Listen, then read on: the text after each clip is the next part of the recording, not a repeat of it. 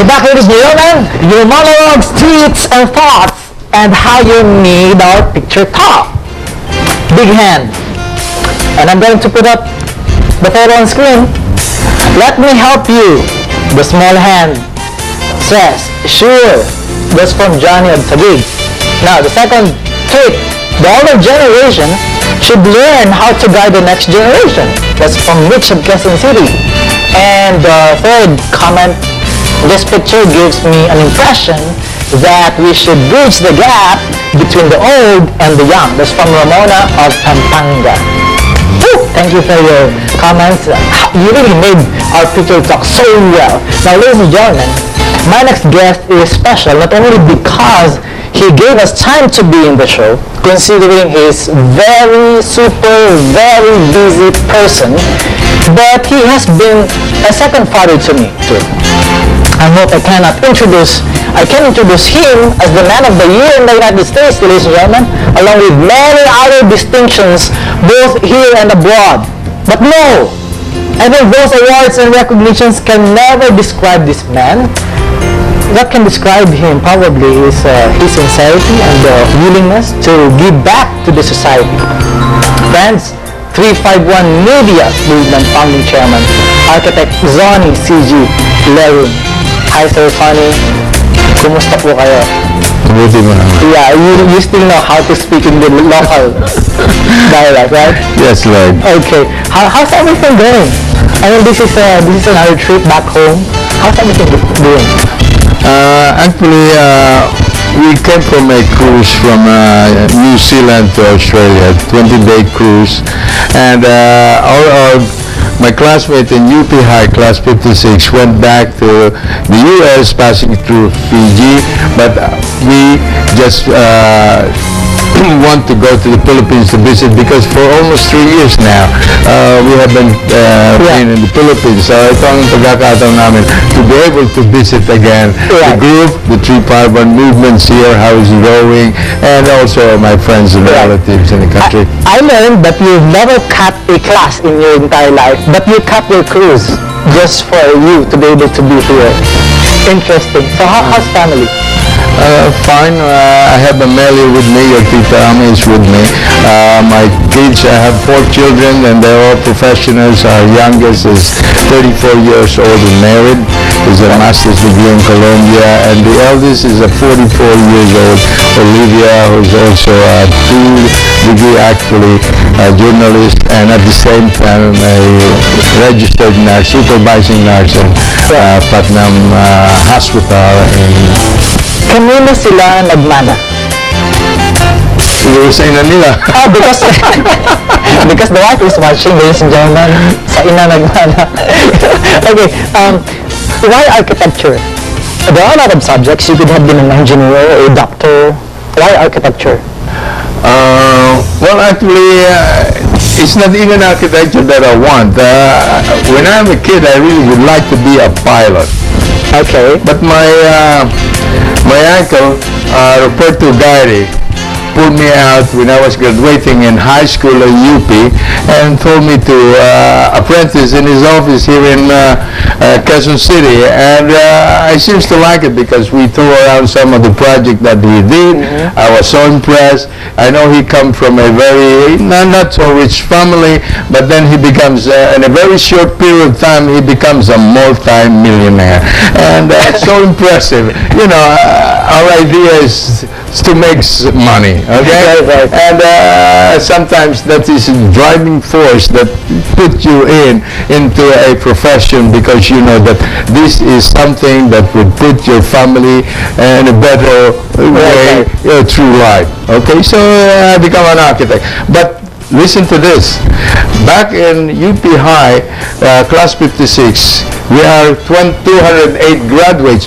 135 are licensed professional medical doctor. How is it possible? I don't know. But that's what it is. Right, and you eventually you still had to do some employment stuff. You also went to a corporate office before you actually started your own. Actually, when I graduated, things happened, which is I could say it's God's blessing. Okay, but to those people that was affected, it's a misery. Right. Okay, there was a fire that practically burned down the commercial district of that Camarines Norte, and out of that disaster, I was able to get through my uncle 5 major projects: hotel, a theater, office buildings, and what have you. And on top of that, I was commissioned to build a church in my hometown, Kapalonga. Alright. So it's like a blessing in disguise or something? Well, I would say so, because back in the church that I did, and I was 22 years old, when we are studying architecture, our dreams and aspirations to be able to build a church. Not an early age at 22 I'll be commissioned to build a church. Because you see, in history of architecture, you can just name those names, big names like Michelangelo, Bramante. They are famous because why? They built a church. Right, right. Okay, so as an architect, that is the biggest operation allowed to be able to build a church. Right. And at the age of 22, the Lord has given me that opportunity to build a church. And one thing more, which is more important, this is 1 in a million.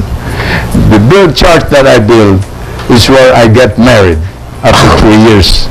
Was it something in your mind, or it was just? No, it's as I said, it's God's blessing. God. That's 1 in a million, or probably 1 in 10 million. Never see something like that. Okay, interesting story, interesting part of the story. But here's a tough question: why leave the Philippines? That's not a tough question. Okay, go ahead, get it on. What's the answer? Okay. I have a business going. At age of 28, I was commissioned as provincial architect on the province of Camarines Norte. Although I have a practice in España, extension, Isabel building on the 2nd floor. I had my office over there set up in 1961. Before I even got my license as an architect, I already set up an office because I said, that get burned, and I got 5 major projects. Okay? So, I am going to build another theater, because I have a theater and transportation business back in the province, and I will, as being an architect, I would like to be able to build another theater in Santa Elena together with electrification of the town. Right, right. Okay, and that's something that I think I can help the town people over there and improve also my business. And I find it so expensive at that point in time, because the first theater that I built, it cost me a little over 100,000 at that time, when Manengel Oy first price and ticket is 100,000. Okay, so 100,000 is a big amount of money. Now I think it's 1 million or 10 million, whatever it is.